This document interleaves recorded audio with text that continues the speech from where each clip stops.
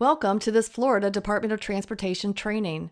Assessing Social Effects is part of a video series providing guidance for sociocultural effects evaluations for transportation projects. This training has two parts. We will begin by examining the dimensions of the social environment that could be affected by transportation decisions. Then in the second part, I will describe a methodology for identifying and assessing potential social effects on human environments. Let's get started.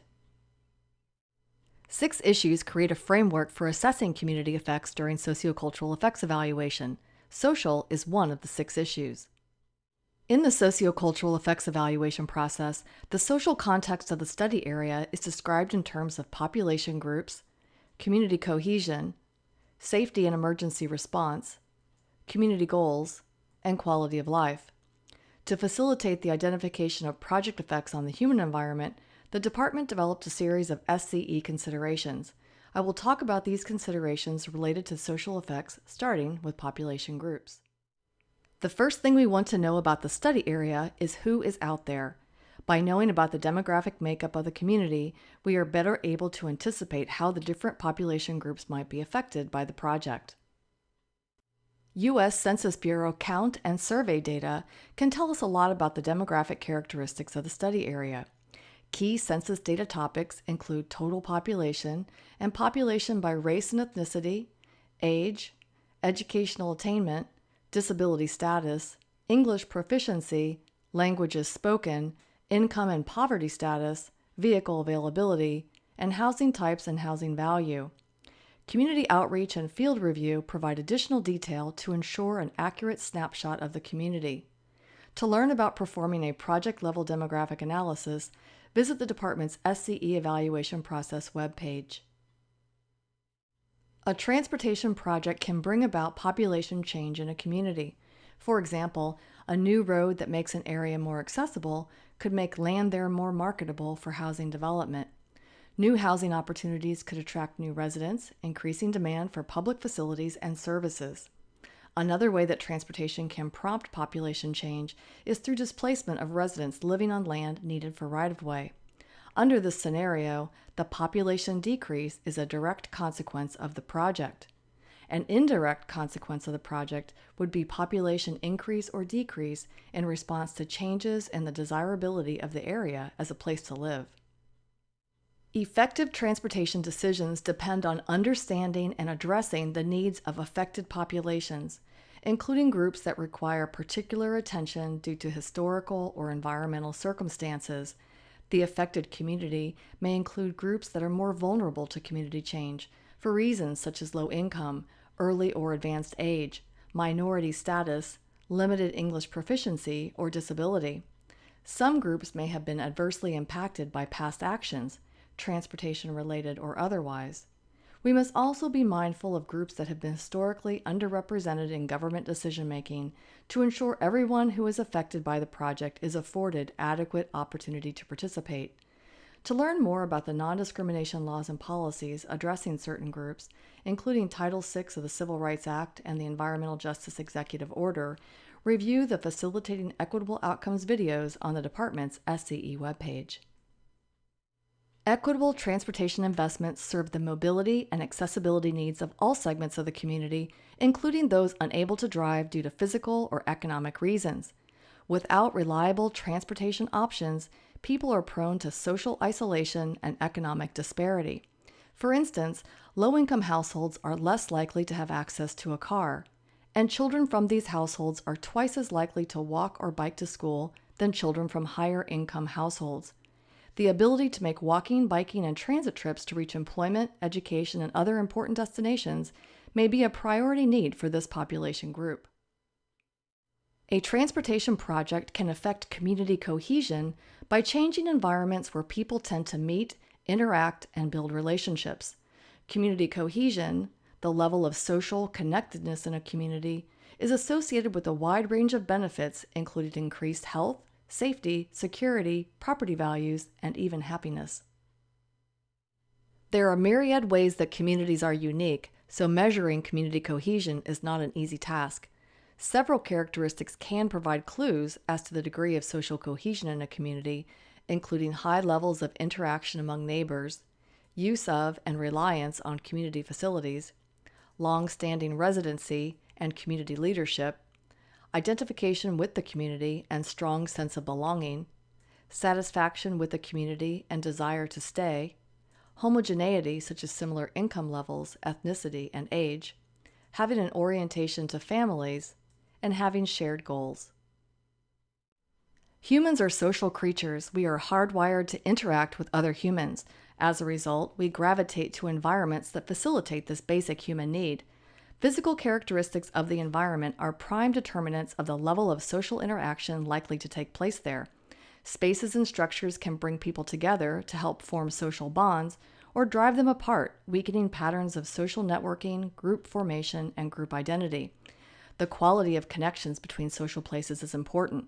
Community cohesion can be affected by barriers or pathways to movement between social places. A barrier can be physical in nature, such as a retaining wall, or psychological, such as anxiety over crossing a high-speed road. Also, a basic human need is feeling safe and secure. This need is exceeded only by physical needs for human survival. Safety and emergency response are common purposes of transportation projects. For instance, a project may aim to reduce crashes and address congestion that impairs emergency vehicle response times or impedes emergency evacuations. Conversely, a project could result in the community feeling less safe or less secure in their neighborhood, workplaces, or homes. To illustrate, a transportation project could have the effect of physically dividing a neighborhood, leaving residents in one part of the neighborhood cut off from support networks and services on the other side. Being outside the flow of the neighborhood and the watchful eyes of neighbors and passersby, residents may feel less secure in their homes and on neighborhood streets. A project could affect emergency service delivery if the route to the neighborhood is made less direct, diminishing residents' sense of safety if an emergency arises. Perceptions of security and safety are also linked to accessibility of community facilities. This is particularly true of essential community facilities such as schools, medical offices, social services, and grocery stores. The transportation system influences community design, which can support or inhibit access to important destinations. For instance, a wider road, higher traffic speeds, or traffic pattern changes could affect the ease of reaching places, especially by non-motorized means. Multimodal accessibility to community facilities is especially critical for populations with limited transportation options. Social bonds are reinforced when a community works together to establish and achieve shared goals. As such, project consistency with community goals is an important consideration when assessing project-related social effects. The local government comprehensive plan contains the community's growth and development goals, objectives, and policies, including future year maps. Together, these elements of the plan describe the community's vision for land use, design, and supporting public facilities and services, including transportation infrastructure. Community goals may also be contained in specific vision plans or special area plans addressing a single neighborhood or corridor. Project consistency with community goals is of particular concern when past actions have conflicted with the community's goals. The last facet of the social environment considered during SCE evaluation is the potential for effects on quality of life and community well-being. Community well-being is place-based in that it depends on a combination of conditions identified by individuals and communities as essential to flourishing and fulfilling their potential. In the next few slides, I will point out those conditions having some relationship to transportation. The first condition is the community meets the basic needs of all people in the community through safe, accessible, and affordable multimodal transportation options, complete livable neighborhoods, and opportunities for physical activity and cultural engagement. The next condition of community well-being is quality and sustainability of the environment, which includes clean air, soil, and water, environments free of excessive noise, green space and open space, and aesthetically pleasing environments. Adequate levels of economic and social development contribute to community well-being. Transportation plays a role in access to job opportunities, thriving local and regional economies, and environments that support development of healthy children.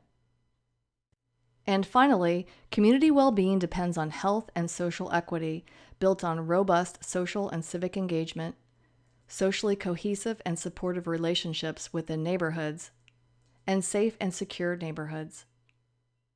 From identifying significant community resources to developing acceptable solutions to effects, community engagement is a thread that runs throughout the SCE evaluation process. Through community engagement, we can learn about how the community defines quality of life and whether the community has been engaged in the past, so this information can be factored into the present evaluation. In the project planning phase, input from government advisory committees or neighborhood organizations in the affected area may provide a good indication of community perceptions of the project. During the project development phase, when more is known about the project and potential for effects, the effort to obtain community input would be broader so that all affected groups would have the opportunity to participate. Now that we have looked at a range of ways that a project could affect a community's social environment, let's move on to the next part of the training. Identifying and assessing social effects is performed in Step 4 of the Sociocultural Effects Evaluation process. In preparation for Step 4, we will have already reviewed the project information, defined a study area encompassing the area with potential for social effects, and collected data describing the community, including its social context.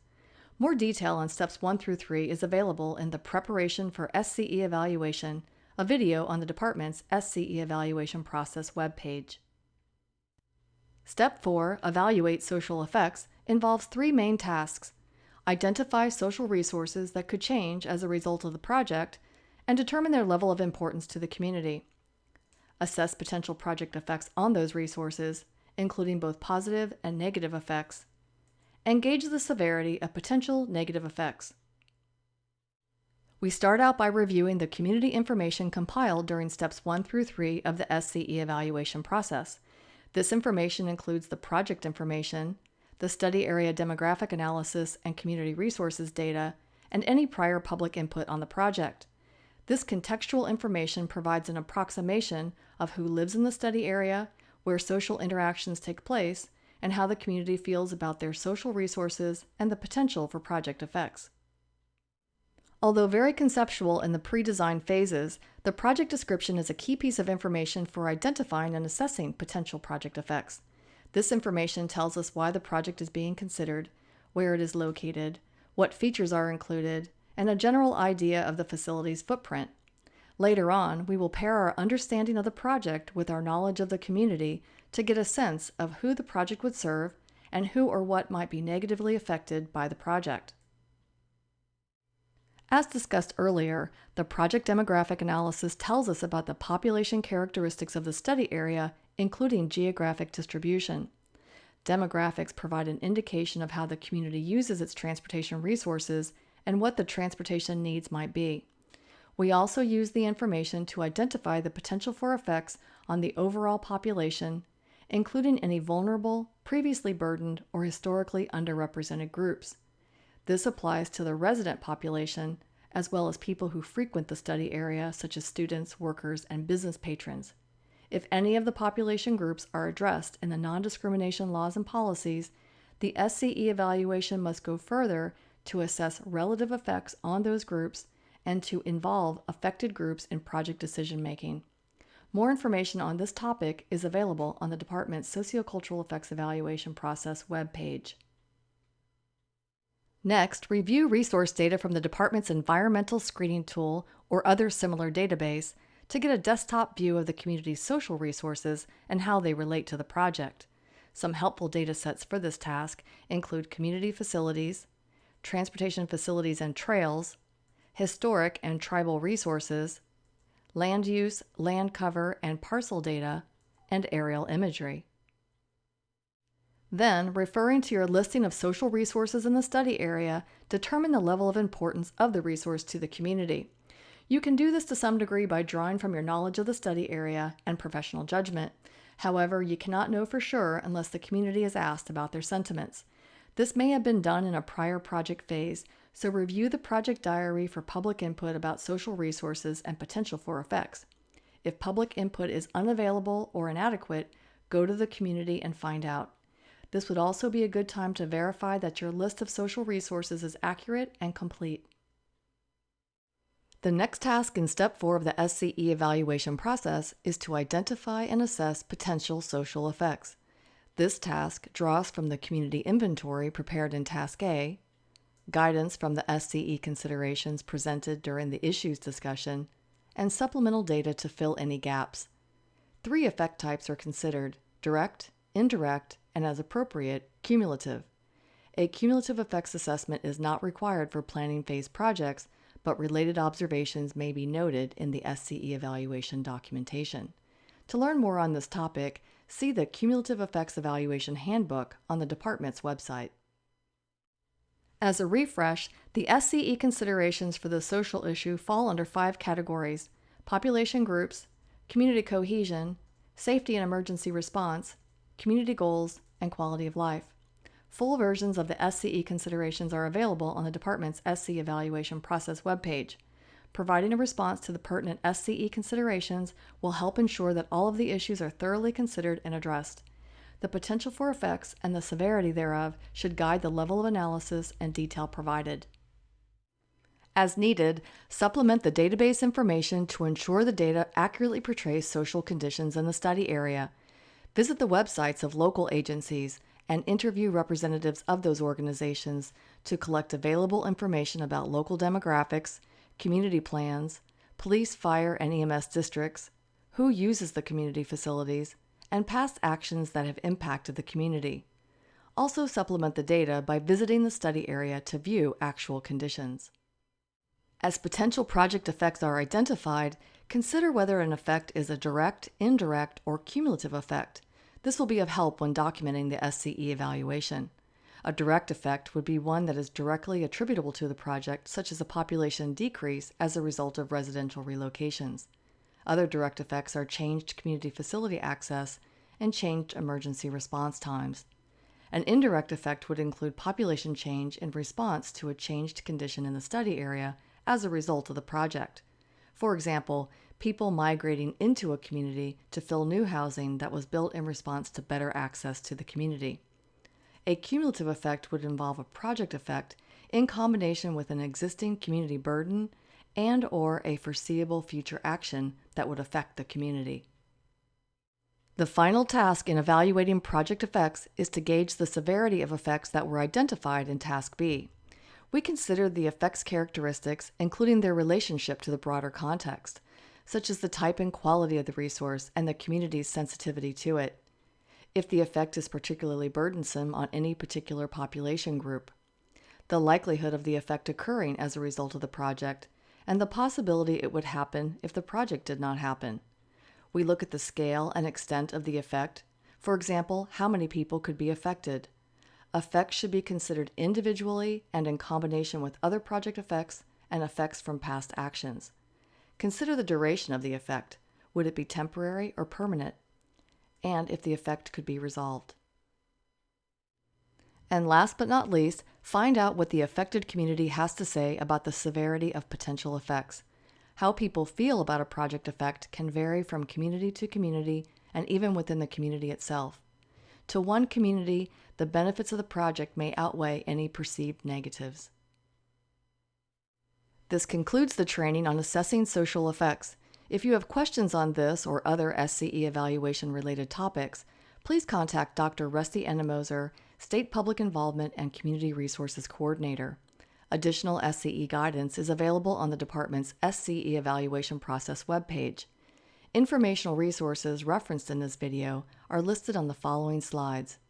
Thank you for viewing this production of the Florida Department of Transportation.